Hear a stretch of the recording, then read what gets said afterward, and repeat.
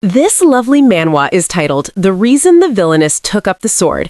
If you love stories like this, please like, subscribe, and turn on notifications so you never miss the next episode. Everyone in the ballroom that night turned in surprise the moment Erin Lysus made her entrance. Murmurs spread quickly through the crowd as people leaned closer to one another, whispering in low voices. They gossiped about how she had actually shown up to the ball after everyone found out that she bullied her maids so badly that they ran away in the middle of the night. Many shook their heads in quiet judgment, while others pitied the second prince who had been forced into an engagement with her. Hearing all the cruel talk around her, Erin clenched her dress tightly in her hands, her fingers trembling as she struggled to keep her emotions under control. You must be wondering how everything got to this point. Well, Erin Lysus was known to the public as a notorious villainess. She was the eldest daughter of a marquise family, someone believed to indulge in cruelty and luxury. But the truth was very different.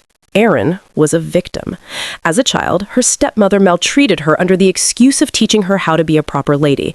"You're really useless," her stepmother would say, a cane always in her hand whenever Erin fell short while learning. Erin had many bruises all over her body, all in the name of perfect posture and a noble expression meant to please her father. She was treated so badly that she had no choice but to learn and become whatever they wanted her to be or look like. No one knew what went on behind closed doors since she was young. At some point, Erin began to wonder if everything happened because she was dull and pathetic, just like her stepmother always said. As she grew older, one day a servant called out to her lady, pleading with her to at least report to the marquis what Madame had been doing to her. But Erin couldn't protect anyone, not even the maids who stayed by her side. Her fiancé, who was forced to marry her, was kind to her, making her wonder why. Even so, till the very end, he cared for her, and because of her, he also died. Everyone pointed their fingers at Erin, blaming her for the second prince's death and for everyone else who died around her. "It's all your fault. They died because they stayed by your side." These were the words she kept hearing, words that made her believe she was truly worthless. She began to believe that it was all because of her. In the end, her stepmother sent someone to kill her and passed along a message that her family would soon join her. That was how Erin died. But Erin's life did not end there. She was reincarnated into the modern era in South Korea, carrying the memories of her past life as Erin Lysus. She worked in a cafe, and Second Life, as expected, was supposed to be better, but it was not different from her past. Her parents found her bothersome and mostly left her alone, and she in turn kept her distance from them. She was reincarnated again for the third time, her memories still intact. This time, she was reborn into a knight's family. She lived as a genius swordsman and reached the rank of swordmaster, yet she still did not understand why her life kept repeating. All she knew was that no matter how she died, she was always reborn with the memories of her past lives. But this time was different. A knight fighting monsters was almost killed when Erin suddenly appeared. She slayed the bear fearlessly and ordered the knight to go help the others. Erin Lysus, the foolish girl who once couldn't protect anyone, who was abused by her stepmother and murdered in her first life, had now returned with the memories of a swordmaster. She did not know why she had returned again as Erin Lysus, but this time she was determined to not live like the pathetic girl she once was. At Athens Academy, the only academy in the empire attended by commoners, nobles, royalty from other nations, and even the imperial family, a truly elite institution, Erin arrived in her carriage and stepped out confidently. As she looked at the academy building, she thought to herself, finally, realizing that she had truly returned. A few days ago, she had returned to the past. At first, she did not realize she had returned as Erin Lysus. When she looked around, monsters were attacking, and Sarah asked her to hide behind her. Erin wondered why Sarah was there. Not only Sarah, but her lady addressed her as Lady Erin. Based on everything happening around her, she knew something strange had happened. That was when she realized she had returned as 20-year-old Erin Lysus. Now, back to the present. The other students began gossiping the moment they saw her arrive at the academy. They whispered about her extravagant carriage and how she was dressed as if she were attending a ball. They added that they were sure she had come only because of the second prince and hoped they wouldn't be in the same class as her. Sarah, hearing the gossip, asked sadly if Erin was going to be all right. Erin already knew people had always disliked her, but this time, the academy students seemed to despise her even more. The first reason was that she, who had always been known as someone who knew nothing about the sword, had been transferred to the Knight Division. The second reason was her engagement to the second prince, Ferdinando. The engagement was not her choice, but everyone believed she had threatened to kill herself if she was not engaged to Ferdinando. They disliked her even more for stealing Lady Ashley's lover and labeled her a villainess. She stained the honor of the knights, shattered the bond between two lovers, and seized the title of the second prince's fiancé. Of course they would hate her, Erin thought. Erin told Sarah not to worry about her and to return to the Marquis's estate. Sarah was worried and asked if she would really be all right on her own. Erin grabbed her hands and told her she would be fine and that she should head back. That was how Erin parted ways with her caring maid, Sarah. All the rumors people believed about her were fabricated by her stepmother, but Erin felt there was no need to reveal the truth to anyone. She already knew what would happen to the people she loved if she dared to speak up. That was why she had to handle everything on her own. This was her burden to bear. Erin changed out of her dress and into the academy's uniform. As she did, she thought to herself that it had been a long time. She carefully wrapped the wounds on her body because her stepmother had whipped her right up until the moment she left for the academy. The faint aches spreading across her body were proof of it, all the handiwork of Corellia, her stepmother. As she put on her coat, Erin wondered why Corellia whipped her so viciously when she had already planned to kill her. She remembered the words of the assassin who had taken her life. "Madam said not to worry. Your family will soon be joining you." Those words continued to trouble her. Erin's family had a long and proud history of producing knights for the Empire. Her father never became a swordmaster, but he was a high-ranking knight. Her younger brother, Karen, was learning swordsmanship to carry on the family legacy. Yet Erin had died, and that same family had been pushed to the brink of ruin all because of a single person. Back then, Erin did not understand it, but now she believed someone must have been backing her stepmother. What confused her most was who that person could be. Just then, Erin remembered that someone was supposed to meet her. She knew it was her younger brother, Karen. As expected, he was already there. "Are you out of your mind?" he yelled, asking why she had joined the Knight Division when she could barely move without a carriage. How was she supposed to train like that? Erin walked past him, thinking to herself that his temper had not changed at all. It was the same argument as before. When she reached the door, she turned around knowing he would stop her, and of course he did. He grabbed her hand tightly. "Everyone already hates you," he shouted angrily. "Did you really have to transfer to the Knight Division and make everything worse?" Erin thought to herself that Karen had every right to be angry. He had always been a student in the swordsmanship department, someone who dreamed of becoming a knight. Of course, he must have felt insulted by her presence, and at the moment, he was probably embarrassed that she was here. Back then, Erin had been shocked when her brother told her to her face that he was embarrassed by her. But right now, she was only confused, wondering how things had ended up like this. As children, Karen and Erin were very close and loved each other deeply. He used to follow her around everywhere, but now he did not even want her near him. Seeing her stay quiet, Karen grew confused. "I don't know what you're thinking, but you can't meet the second prince like this, no matter how hard you try." His words left her confused. "The second prince?" Erin asked. Karen replied that the second prince was the reason she was here in the first place, so there was no way they would meet since they were in different classes. He explained that everyone was gathered today for the swordsmanship evaluation, but that it was only for today. "So give up and go back to your original class," he advised. As Karen spoke, he suddenly grabbed her hand after noticing the wound on it. Erin immediately pulled away, leaving him shocked. He asked why she hadn't said she was hurt. Erin did not say a single word. Instead, she turned away and asked calmly if he was done talking and if she could leave. Karen was stunned.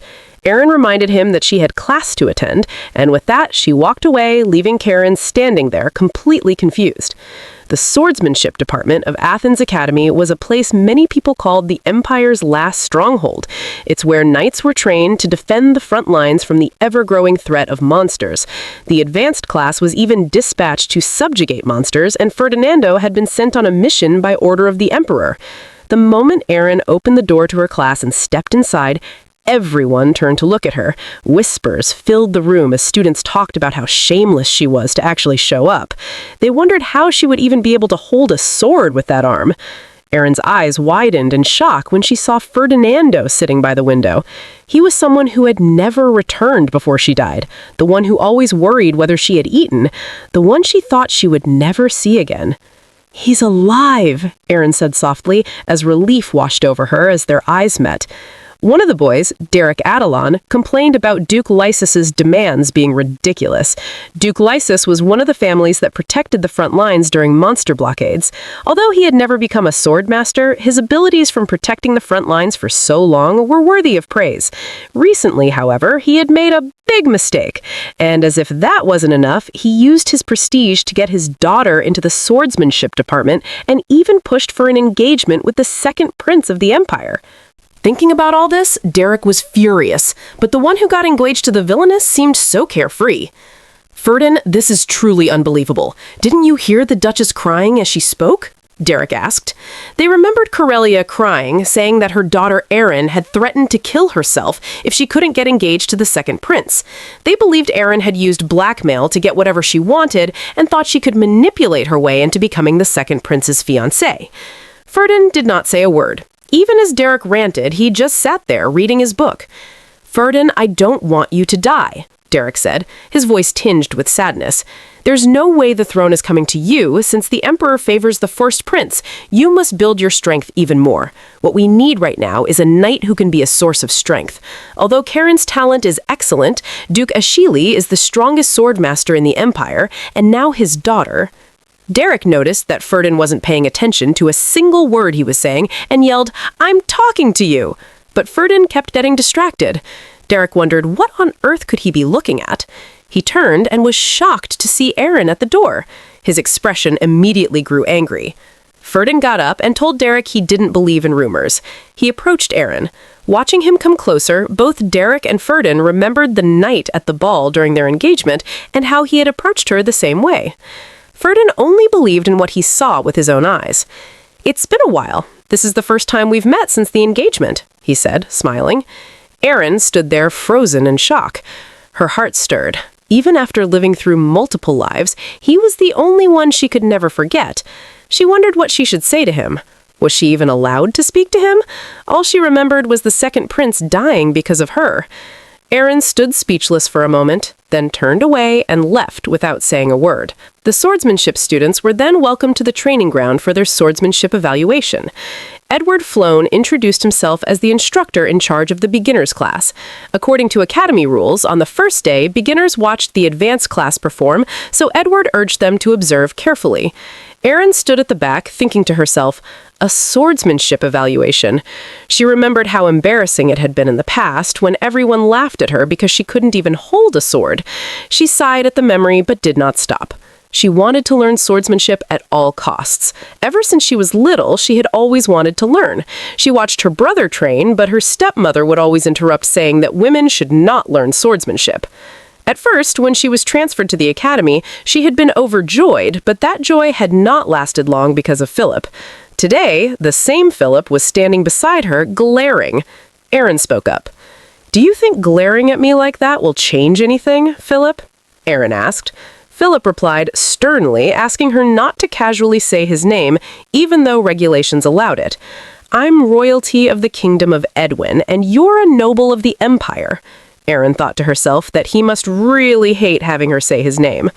The first emperor of Lexia had established a rule within the academy that aside from royalty, one's social status should not be considered. In other words, it meant that royalty and commoners could speak freely and comfortably without issue. Philip glared at Erin and told her that she would soon see how much disgrace becoming a knight would bring her. "How much disgrace you'll suffer," he said coldly. "Even if you say that, I'm not afraid, Philip," Erin replied fearlessly, leaving him furious. Just as Philip was about to confront her, Edward announced loudly that the swordsmanship evaluation would begin and that everyone should step forward. Erin stepped forward and told Philip to watch carefully and decide for himself whether she was truly a knight or not. Erin walked to the front while everyone watched her closely. She quietly picked up a sword, and the moment she lifted it, her hand trembled. She thought to herself that it was quite heavy, just as she had expected. With her current physical condition, even lifting it caused her hand to shake. Philip immediately shouted from the crowd, mocking her trembling hands. Erin glared at him and stepped forward, gripping the sword firmly. It was believed that every person possessed mana in their lower abdomen, known as the danjin. Erin also had mana, about the same amount as an ordinary person.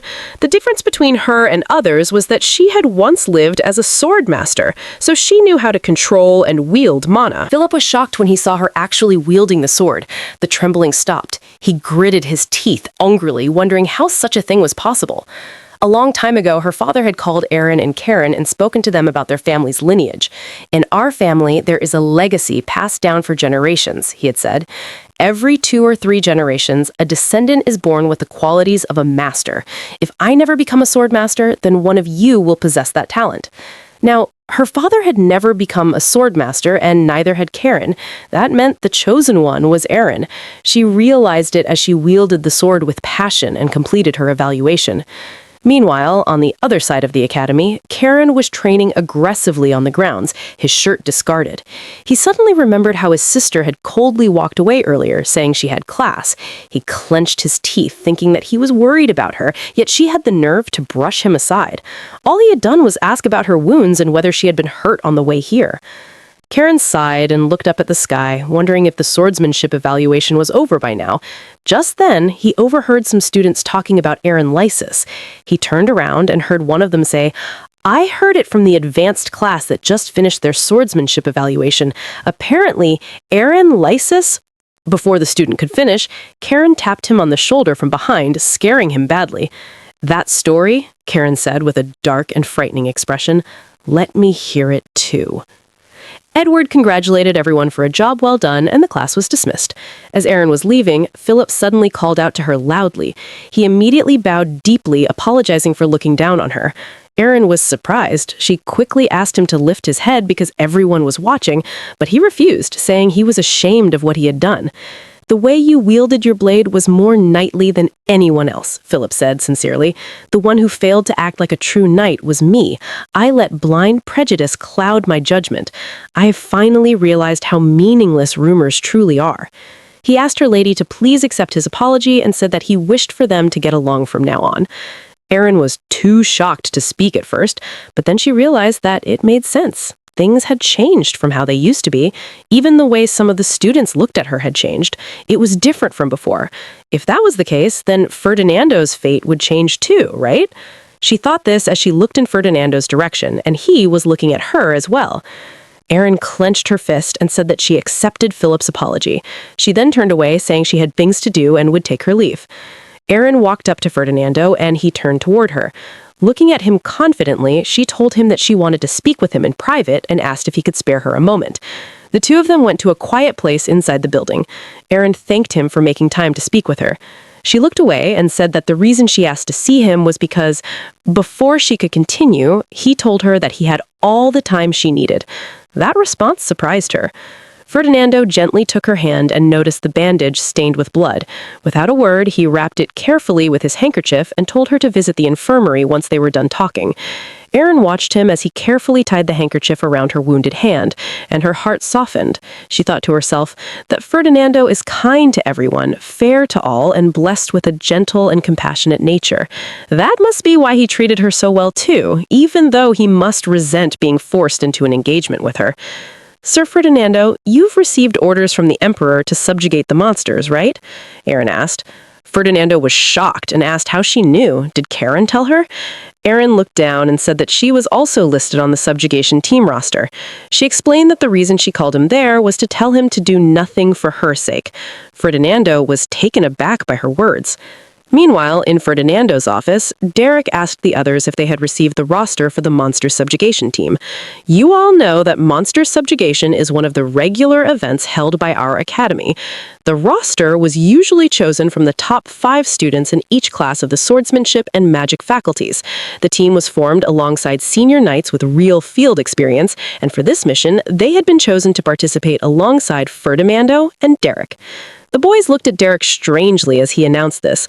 Amon Hedor of the swordsmanship class, advanced class, and Lilia of the magic class, advanced class, were among those selected. Amon asked Derek why he was speaking as if he were the leader instead of Ferdinando. Derek immediately shouted that it was not like that. "I was just making the announcement before Ferdinando arrived," Derek said, clearing his throat. Amon coldly remarked that Derek's devotion to the young lord was impressive. Derek glared at him and replied that he preferred to call it loyalty, not devotion. On the other hand, Karen was deep in thought about what happened earlier. He still found it hard to believe. The students who had been talking about his sister told him that Erin had executed the Lysus-style sword form flawlessly. He was so shocked that he thought they must be mistaken. Erin had never formally learned swordsmanship, so how could she have mastered their family form? When they were younger, Karen had caught her secretly watching his training and copying his movements, but she had given that up long ago. So how could she have performed so well now? Amon suddenly spoke up after noticing something on the list. "There's an unexpected name here," he said. "Erin Lysus." Karen was shocked once again. "The Marquis would surely be pleased to see siblings standing by side in such a prestigious monster subjugation," Eamon added. Karen shouted angrily that his sister's participation was absurd. She had only recently transferred to the swordsmanship faculty, and these subjugations were meant only for the top scorers. Eamon stayed quiet for a moment, then turned to Derek and asked what he thought of Erin, since he had been in the class earlier that day. Derek shouted that Eamon should have been there himself. He then cleared his throat and admitted that he never thought he would say this, but her sword form had been flawless. Karen was shocked once again. He clenched his fist and said that no matter how good she was, he still refused to let his sister take part in the monster subjugation. Derek stared at him with his arms folded, wondering what was wrong with him all of a sudden. They never seemed to care about each other in public before, so this reaction was strange. Lilia, who had been standing quietly in a corner, suddenly burst into laughter. "What a touching show of sibling affection," she said mockingly. Everyone turned to look at her. She continued fiercely, "I had a brother like that once, but now I'll never see him again." Lilia walked closer to Karen, her expression dangerously cold, and said it was because of his sister. "That's strange. What did she mean? What happened, and how was it because of his sister?" "That's enough, Corellia. That's just a rumor," Karen said sharply, defending Erin with an intense gaze. Lilia smiled and asked if he had just called it a rumor. She questioned whether he was truly saying that the story about his sister killing her brother was only a rumor. If it really was a rumor, then why did everyone believe it to be true? Her voice rose as she shouted. The room fell silent as everyone watched the confrontation. Lilia tapped Karen on the shoulder and said she did not care whether his sister joined the monster hunt or not, but if she comes with us, don't expect any cooperation from me, she said coldly, a smirk on her lips. It takes a great deal of effort to make sure my magic doesn't accidentally hit her. Just then, the door opened. Everyone turned to see Ferdinando walk in, his expression troubled. Derek commented that he had arrived sooner than expected, but Ferdinando said nothing. He removed his coat and sat down on the sofa in silence. Seeing this, Derek assumed that Erin Lysus must have caused some trouble. He decided to ask what Erin had said. Ferdinando suddenly remembered their conversation. He sighed deeply and told the group that it seemed Erin Lysus would be joining the monster subjugation hunt. Everyone was left in shock. When Erin got to her room, she sat on the bed tiredly and mumbled that she was exhausted, even though she had not done anything yet. She thought to herself that in her past life and in this one, it was a foregone conclusion that she would take part in the monster hunt because it was an imperial decree. In her past life, the emperor had made it mandatory for her to participate since the Lysus family had gone out of their way to transfer her into the swordsmanship department. Ferdinando had tried to protest to the emperor, but he was ignored. In the end, the hunting party, including Erin, set off. During that hunt, Karen lost an arm, and Ferdinando lost his former lover, Princess Ashili, because he chose to save Erin instead of Ashili. Because of that choice, Ferdinando had to face the wrath of Duke Ashili, and his position began to weaken in earnest. But in this life, none of that would happen, Erin thought firmly to herself. The hunting party would depart in 1 month, and until then, Erin decided to increase her stamina and strengthen her mana core as much as possible. Just then, the door opened aggressively. When Erin turned around, she saw Karen. "You!" he shouted angrily. His eyes suddenly landed on the blood seeping through the bandage on her hand. He clenched his teeth and yelled, asking why her hand was worse than before and why she was going on the monster hunt. He shouted about whether she had gone crazy and demanded to know why she had used the family swordsmanship technique during the swordsmanship evaluation. All of this played out in Karen's imagination. He could not bring himself to say any of it out loud, so he forced himself to calm down, leaving Erin confused about what was wrong. Karen finally told her that he had heard she was participating in the monster hunt and asked if she even understood what that meant. She could actually die. Erin stood up and told him calmly that she knew. It was an imperial decree, and it was not something their father or Ferdinando could stop. She walked toward the door, telling him she was going to leave. "How can you be so calm about this?" Karen asked. He added, asking if she even knew what a monster hunt truly meant. "Lilia is aiming at you to get revenge for her brother, and not only that, you'll be with people who don't think highly of you, and you still want to go?" he shouted. Karen was so annoying. Didn't he understand that it was a royal decree and not something Erin could refuse? After a long moment of silence, Erin told him that she knew everything. Karen was left completely shocked. 1 month later, it was the departure day for the monster hunt. Everyone got ready with their horses. As Erin prepared, she thought to herself about Corellia's brother. He had once been her attendant, but it was not long before he died. At the sight of her brother's body, a furious Lilia devoted herself fully to magic training in order to avenge him. Just as Erin was about to climb onto her horse, she noticed Lilia standing behind her. The team began their journey as the sun slowly started to set. From behind, Derek watched Erin and Karen. He thought to himself that their combination was strange. It was already weird enough that they were close at all. Karen kept bothering his sister, asking if she was not sore at all. He demanded to know since when she had learned how to ride a horse and questioned what she had been doing behind his back, yelling as usual. Derek knew he could not ignore Lilia's silence. He knew exactly what her smiles meant. He had thought something would happen just before they departed, especially because of how Lilia had stood behind Erin. Thankfully, she stepped back at the last moment.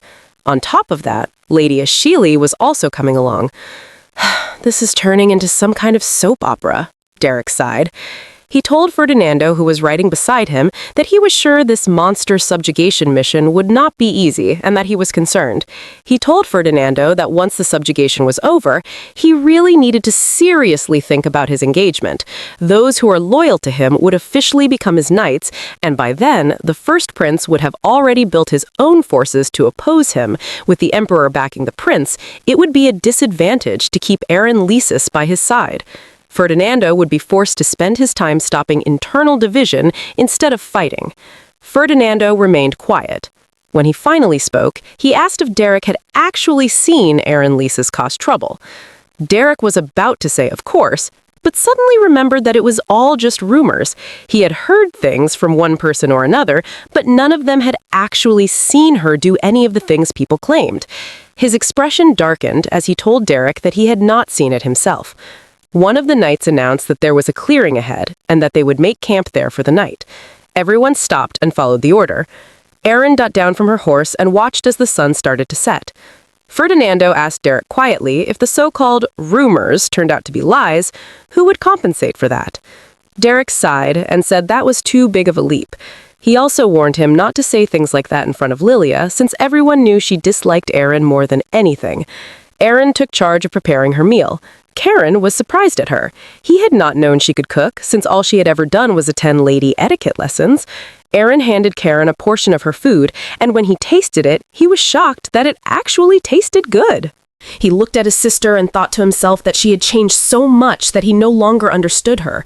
The sister he knew as a child had been like a flower, and no one disliked flowers. He never once thought he would grow to dislike her. Everything changed a few years later when their stepmother entered their lives. Erin began spending time with her. Whenever Karen tried to follow or ask for her attention, she would push him away. That was how they slowly grew apart. He kept trying to get close to her, but she remained distant. He cried often because of it. One day, their stepmother saw him crying and asked why. He told her how his sister had changed so much that even the servants were speaking badly about her. Their stepmother hugged him and said Erin was just having a change of heart and was keeping her distance for now, but she would soon return to her old self. Until then, she said she would cherish Erin in her own way. There was nothing Karen could do. Karen and Erin sat together and ate their meal. Suddenly, Karen spoke sadly and asked how life in the swordsmanship faculty had been. Erin replied that it had been fine. He asked if she had any trouble with her classes, and she told him not really. They both went quiet for a moment. Erin suddenly smiled. Karen turned to her and asked why she was smiling. She replied, "I was just thinking about how long it's been since we sat like this, and how strange it feels for you to call me sis." Karen remembered how his sister used to smile when they were children. He turned away, acting grumpy, and said, "It was no big deal. I was just calling her what she was." Just then, Eamon approached them with an apple in his hand. He commented that the food seemed to be going down well. Then he added sharply, "Laughing so casually in front of the one who tried to kill you, Lilia?" He asked Erin if she was oblivious or if she simply did not care. Karen stood up immediately and asked Eamon if he was trying to pick a fight.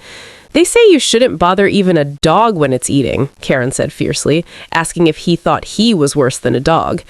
Eamon pulled back angrily and told him that was enough. He slowly drew his sword, but at that moment, Ferdin appeared and told him to stop with a cold expression. "Ferdin, you're not taking sides with that woman right now, are you?" Eamon asked in surprise. Erin thought to herself that this was not good at all. Everyone was already watching them, and if Sir Ferdin was seen defending her in public, it would only make her situation worse. So she had to step forward and confront Eamon herself. "I heard Sir Eamon is a genius swordsman," Erin said calmly, but sharply. "Was that just an empty rumor? Because all I see is a sharp tongue." Eamon's anger grew even stronger. He asked if she had a death wish. With an intense gaze, he told her that if that was what she wanted, he could kill her right now. "That's not allowed," a voice said from behind. They all turned and saw Ashili. She reminded them that duels were not allowed. Lady Ashili had blonde hair and blue eyes, looking pure, just like her divine power. Everyone was surprised to see her come out. It was also Erin's first time seeing her in person. Erin thought to herself that Ashili was loved by everyone, yet often sick because her divine power overflowed. Still, she never missed monster subjugations. She was Sir Ferdin's lover, and everyone agreed that they suited each other well. She was the saintess of the Lexia Empire, Lady Ashili. Derek asked her why she came out in such cold weather. Ashili replied that she came because she heard a commotion. Then she turned to Erin and greeted her. "We've passed each other a few times, but this is our first real meeting, isn't it?" Ashili said. Erin replied that it was a pleasure to meet you for the first time. Lady Ashili had not attended Erin and Ferdin's engagement ceremony, so they had never met like this in Erin's past life either. Before the monsters appeared, Ashili rarely left her carriage, and she died early. Erin noticed that Ashili was staring at her for a long time. Of course, it made her uncomfortable. Erin knew Ashili was not pleased with her since she was now engaged to her former lover. Ashili suddenly leaned closer to Erin, startling her. "Lady Lysus, you're an interesting person, aren't you?" she said, her gaze sharp and deep. Erin thought to herself that Lady Ashili's eyes had sparkled just now when she came close. Ashili laughed, then called out to Amon and said that a duel would be fine, but she would be observing. Derek was shocked to hear Lady Ashili suggest such a thing. In fact, everyone was stunned, including Ferdin. He had thought she was against them fighting, so why was she now suggesting a duel? Ashili turned to Erin and asked if that was fine. Erin wondered if Lady Ashili planned to take revenge on her through Sir Amon. Still, Erin bowed her head slightly. "If it is your wish, I have no objections," she said. Her words left both Ferdin and Karen in shock. Ashili then grabbed both Amon and Erin and told them to come along. Derek glanced at Ferdin, who stood there in silence, and Karen was just as speechless. Ashili led them to another spot and said they would keep the duel modest. The rules were to fight fair and square and to avoid serious injury. Both of them drew their swords. "Begin," Lady Ashili said. Their swords clashed, and Erin thought to herself, Amon Hador, as expected of a genius swordsman. His stance is clean, with no wasted movement. Today she crossed swords with him, but in her previous life, he had been a knight ordered by Ferdin to protect her because of his foul mouth and lazy nature. In the end, he never became a sword master, but he was someone who understood honor. After Sir Ferdin died and Amon no longer had to protect her, he still followed that order until the moment of his own death. No matter how much he may owe me, Erin thought, that was then and this is now. She suddenly attacked, catching Amon off guard. Their swords rang loudly as they collided. Amon could not believe it. He had been struck by Erin Lysus, a complete novice? Erin stood before him, her eyes cold. "It seems you still haven't come to your senses," she said calmly. "That's fine. You'll come to your senses if you keep getting hit," Erin added with a laugh. Amon was completely confused. Who is she, he thought. At that moment, it became clear. Erin Lysus was no longer the same person. Erin kept her word and struck him again and again before finally pulling back her sword. "I lost. I was defeated by Erin Lysus," Amon said as he lay on the ground. Ashili called out that the duel was over. When Erin looked at her, she was surprised. Ashili did not look shocked at all. It was clear she had already expected this outcome. It didn't seem like she had planned this duel to take revenge. Amon asked how Erin could fight like that when she had only recently taken up the sword. He said you knew nothing about swordsmanship or a knight's honor, so how could she have such skill? Amon was still talking when Erin suddenly shoved him aside and slashed down a monster that had crept up behind him. Only then did Amon understand why she had pushed him. They were surrounded. Erin cut down the closest monsters one after another as more began closing in. Amon stood frozen in shock. They had never sensed this coming, yet now monsters were everywhere. They decided to run. Amon held Lady Ashili tightly, but her body was too weak to keep moving. She suddenly fell to the ground, clutching her chest in pain. A monster rushed in from behind her, but Erin struck it down at once. Her sword cut cleanly through it, and the monster collapsed to the ground. Amon told Erin that Lady Ashili was having a seizure. Erin quickly observed their surroundings. There were far too many monsters, and if she tried to carry Lady Ashili, she would not be able to move fast enough. Amon told Erin to run with them to a place where they could hide, and she did. They hid and watched as monsters appeared in large numbers of all kinds and sizes. "It's not completely safe, but we can catch our breath for now," Amon said, and they sat down. Erin thought to herself that the monsters were appearing earlier than expected, and most of them were mid-tier or even higher. She wondered if this had something to do with her return from the past. Amon moved closer to her and asked her to turn around and show him her back. She stared at him with suspicion, but he shouted that he only wanted to check her wound. He said he had noticed she was hurt earlier while saving him. Erin then realized it. Amon told her that it was a spot she could not easily treat on her own, so he would help her. Erin took off the top part of her clothes halfway, and Amon applied medicine to her back. She asked him why Lady Ashili suddenly had a seizure earlier.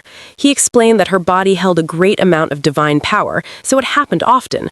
This time, the foul energy of the monsters may have triggered it. As Amon continued applying the medicine, Erin could not help thinking how uncomfortable the situation felt.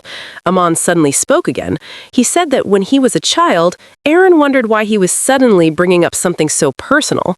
"I once followed my father into the underground prison," Amon said. "Perhaps he thought I was lazy and wanted to teach me a lesson, to show me the weight of committing a crime. I'm not sure. But I still remember the prisoner I saw that day." He continued, saying the man had been hung against the wall like a sack of grain. His body was covered in old scars from torture. Amon then told her that her back looked just like the scars on that prisoner's body. Erin was shocked. Amon asked who would dare lay hands on someone from the Marquis household. Erin suddenly called out to Amon and told him to take Lady Ashili and return to the camp at once. Amon was stunned. Erin put her clothes back on and told him that Lady Ashili's breathing had grown rapid and her condition was getting worse. Amon shouted, asking what he took him for. He said that if anyone should be running, it should be her, carrying Lady Ashili. Erin shouted back, begging him to do as she said. She told him she could not run as fast as him if she had to carry Lady Ashili, so he had to go and get help. Amon was completely confused. He had not expected this at all. Meanwhile, back at the camp, the others heard the sound of monsters moving in the distance. The sounds were not getting closer, but everyone remained alert. Ferdin sensed something was wrong. Why were the monsters not approaching? Or were they not monsters at all? He turned around and saw Amon arriving with Lady Ashili on his back. "What happened? Did you encounter them?" The ground suddenly shook. Ferdin asked as he rushed toward them. Then he noticed that only the two of them were there. "Where is Erin?" asked Ferdin. "We split up along the way," Emin replied, breathing heavily. "She said she would act as a decoy." Both Ferdin and Karen were left in shock. Erin swung her sword with passion, cutting down every monster that came near her. She thought to herself that this was an act she had repeated until exhaustion in her third life. In that world, which overflowed with monsters, laws and order had long vanished. Killing hordes of monsters was not a choice, it was a necessity. In that life, she had reached the peak of the sword, the mastery known as a sword master. She wondered if, had she realized her talent earlier in her first life, she could have saved anyone. Her expression darkened at the thought. Back then, she could not protect anyone, but now she would protect them all. She fought without fear, her blade never stopping as she continued to slay the monsters. Back at the camp, Karen glared at Ammon and asked, "What he meant by her sister became bait," he shouted. "Don't tell me you abandoned her just to save yourself and still call yourself a knight." Karen grabbed Ammon by the collar, shaking him in anger. Before it could escalate further, Lilia stepped forward. "I have to go save her," she said firmly. Lilia was using her magic to revive Lady Ashili, while explaining that Erin had acted as bait for a horde of monsters, putting herself in danger on purpose. There was no way she would let that woman die so easily. Everyone could see the bitter fire in Lilia's eyes. Karen, shocked, asked, "Is that why you want to go save her?" His anger nearly made him attack her, but Ferdin stepped in, warning him to watch his words. Lilia and Ferdin exchanged a tense glare while Derek carefully held Lady Ashili. Ferdin then turned to Karen, speaking calmly but firmly. "Right now, what matters is saving Lady Erin first." Ferdin left to request reinforcements. Karen's gaze burned into Ammon as he muttered bitterly, "I'll never forgive you if anything happens to my sister." Meanwhile, Ammon couldn't stop thinking about how strong Erin had been during their duel. Elsewhere, on a different path in the forest, Erin staggered forward, soaked in blood, supporting her wounded arms. She thought to herself that she had erased all her tracks and dealt with the monsters using sword energy only a true swordmaster could wield. No one would suspect she was still alive. If she could circle back and return to the knight's camp.